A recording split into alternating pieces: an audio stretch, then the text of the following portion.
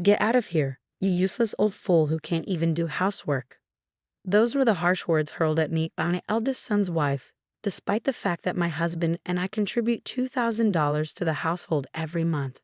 Enduring her verbal abuse had become unbearable. Finally, we reached our limit. I, Miranda, a 62-year-old housewife who also works part-time, reside with my husband Jack, a man of the same age. Jack, a serious and kind salary worker, and I have never had any major conflicts. Our son, Ronald, 32, shares his father's compassionate nature and strong sense of justice. After graduating from university, he secured a job at a reputable company where he met Alice, his wife of 2 years. Initially, Alice seemed like a serious and charming woman, well regarded by her colleagues for her dedication. However, her true nature began to reveal itself gradually. At a family gathering, her drastic transformation stunned everyone. From a modest and demure appearance, she morphed into someone almost unrecognizable: flashy makeup, blonde hair, and loud jewelry. Her behavior at the gathering, particularly when intoxicated, was appalling. She insulted everyone present, including my husband and me, with vicious words. Despite Ronald's attempts to defuse the situation, Alice's outbursts continued unabated. Her behavior left a sour taste in everyone's mouths, prompting some relatives to question her past and character. Was this the same woman Ronald had married, or was there more to her than met the eye? I accepted the relative's suggestion to delve deeper into Alice's background, feeling a sense of unease after witnessing her disruptive behavior. Ronald, sensing something amiss, pledged to investigate thoroughly. Since Alice had lost her parents and appeared to have little contact with other relatives, we opted to enlist the help of a private detective. The investigation uncovered startling revelations about Alice's past. During her middle school years, she had been a troublemaker, even leading a gang of notorious delinquents who followed her lead. Despite her eventual graduation from a prestigious university and the semblance of seriousness she projected, she hadn't completely severed ties with her delinquent past.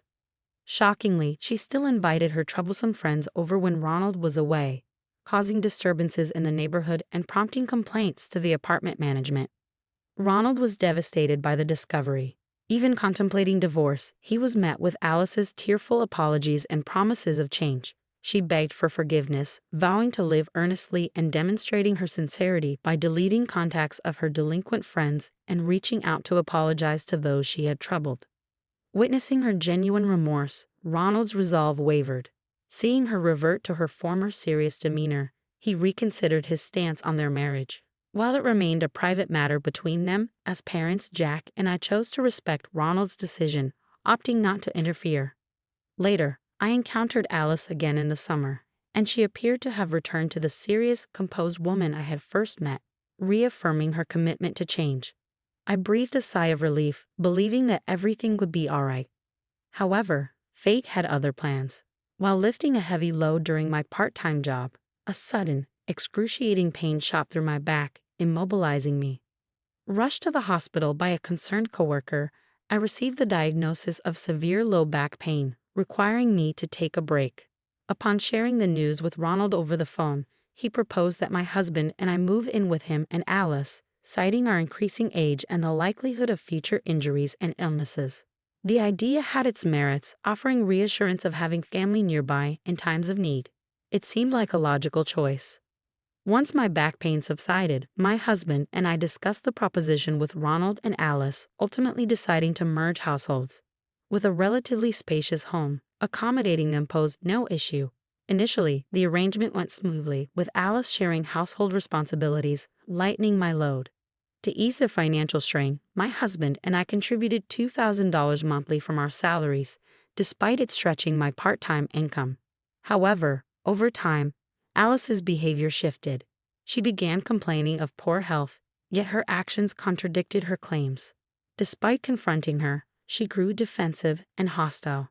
It became evident that her remorse was insincere. She had merely feigned it to maintain her relationship with Ronald. Her demeanor mirrored her past as a delinquent, using intimidation to assert dominance. Fearful but determined, I resolved to no longer tolerate her manipulative behavior. If asked whether I feared Alice, I'd have to admit yes, to a degree. I may have reached 62 years of age, but that longevity didn't come without resilience. I refused to be cowed by the antics of a former delinquent.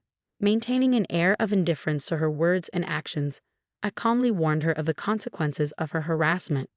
If your behavior crosses a line, it could constitute a crime. I am not your servant to be pushed around. Should you harm me, I will not hesitate to involve the authorities, I stated icily. Her reaction was a mix of surprise and defiance. Shut up, you old nuisance.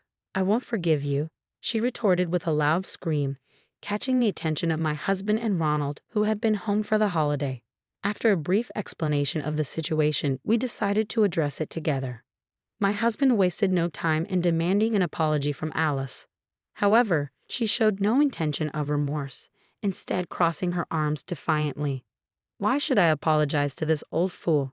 She sneered. I agreed to live together under the assumption that she'd handle the chores. But she's been utterly useless.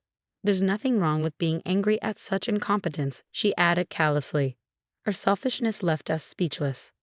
Then she went on to make even more outrageous demands, declaring that we would all serve her from now on, dismissing my husband and me as burdensome and unnecessary.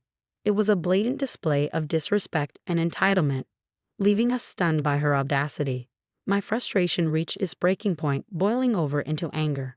I was done tolerating this woman's behavior and resolved to teach her a lesson. Surprisingly, my usually calm husband shared my intense anger. Let's move out, he said firmly, echoing my sentiments. Eager to escape Alice's presence, I agreed without hesitation. Hastily packing our essentials, we left the house, informing them that we would return later for our larger belongings. Ronald remained behind, presumably to confront Alice. With no alternative residence lined up and unwilling to burden relatives, we sought refuge in a nearby budget hotel. The uncertainty of our living situation weighed heavily on us, but we remained determined to find a new home. The next morning, my phone incessantly buzzed with calls from Alice. Reluctantly, I answered only to be greeted by her artificially sweet tone. It was clear she had an ulterior motive, and her insincerity turned my stomach.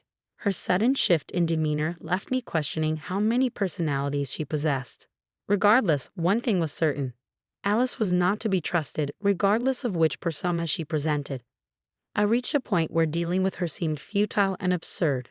I simply declined her call and blocked all avenues of communication, ensuring she couldn't reach me. My husband, observing my actions, followed suit, understanding the need for a clean break. Together, we made the decision to sever all ties with Alice. Later that afternoon, Ronald called me with unexpected news. He had divorced Alice. He recounted how she had challenged him to proceed with the divorce, prompting him to follow through without hesitation. Proud of my son's decisive action, I firmly believed he had made the right choice. There was no way he could find happiness with someone like her. Ronald shared that Alice's attempts to manipulate him with her cutesy act had only reinforced his decision. Despite her claims of intelligence and education, Alice's behavior betrayed immaturity and arrogance. Cutting ties with her was undoubtedly the best course of action. However, the story didn't end there. To my astonishment, Ronald revealed that Alice had been cheating on him. Despite her professed illness and frequent outings, she had maintained a facade of health while carrying on an affair. Hiring a detective agency confirmed my suspicions, providing photographic evidence of her infidelity. As I scrolled through the photos Ronald sent, disbelief washed over me. There she was, locked in an embrace with a young man, a stark contrast to her pretense of innocence. It was evident that Alice's deceit ran deeper than we had imagined. I was resolute about seeking compensation for the damages caused by Alice's actions, including the affair with her cheating partner. I had made this clear to her, yet she remained unfazed, exuding confidence. It left me puzzled why she would call me, perhaps to ascertain my whereabouts, assuming I hadn't left. Her attempt to act tough seemed futile now that I had indeed departed. I harbored no intention of extending help to her. She needed to face the consequences of her actions alone. With our new living arrangement settled, my husband, Ronald, and I opted to reside together in a certain apartment.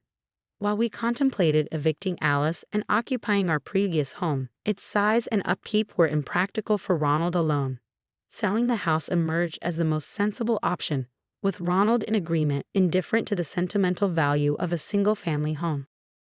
As we returned to retrieve our belongings, Alice greeted us with an unsettling smile, extending a brazen proposal to live together once more. Her audacity infuriated me, especially without an ounce of remorse or apology. My anger surged, echoed by my husband's cold rejection. We made it clear she needed to vacate the premises promptly and compensate Ronald for the damages incurred. Her disregard for our feelings and her own actions extinguished any remaining affection I have for her. I remained steadfast in my decision not to reconcile, making it clear to Alice. Ronald echoed my sentiments, expressing his own anger towards her. Yet, in a seemingly futile attempt, Alice abruptly ceased her pretense of innocence. She confessed to initially being drawn to Ronald's stability and the prospect of a comfortable life as a housewife.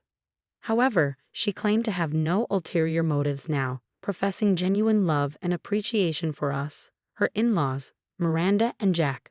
But her words, no matter how eloquent, only fueled our anger further. Our relative, who had been observing silently, intervened, confronting Alice with a sharp gaze and an aura of strength. He challenged her to confront him directly, revealing his own background in boxing, having competed in national championships. It was a bold move, orchestrated intentionally by me, as a preemptive measure in case Alice caused trouble. Cornered by his assertiveness, Alice appeared intimidated, relenting under his forceful demeanor. With firm insistence, he demanded her immediate departure and a sincere apology, warning her never to involve herself with us again. Seemingly cowed by his resolve, Alice agreed, promising to leave promptly and offering her furniture and other belongings as restitution. She apologized sincerely, quickly gathering her belongings and leaving the house. Observing her hasty retreat, the relative chuckled triumphantly, remarking on her tendency to assert dominance over the weaker but crumble when faced with someone stronger. A clear sign of her lack of backbone. Ronald, my husband, and I couldn't help but laugh as we watched her flee. With the intruder gone, our move to the new home proceeded smoothly. Meanwhile, Alice rented an apartment and began living alone. Ronald pursued compensation as he had declared, leading to prompt payments from both Alice and her affair partner, likely prompted by legal notices. As the relative had pointed out, Alice was unable to stand up to those stronger than herself. Since then, I've had no contact with her, but I've kept tabs on her through the news and acquaintances.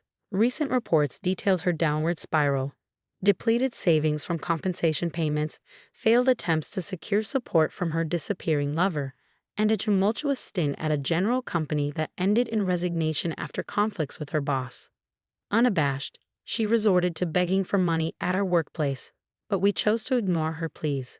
Despite leaning on her delinquent friends, she found no solace, eventually resorting to assaulting one of them, resulting in her arrest and imprisonment. Upon hearing her story, both my husband and Ronald agreed that prison might be the best place for someone like her. It's evident she hadn't truly reflected on her actions, despite feigning remorse. Now, I'm enjoying peaceful days with my family, planning holidays together in our smaller, more manageable apartment near the station. Moving was undoubtedly the right decision, and I look forward to continuing to live peacefully with my loved ones.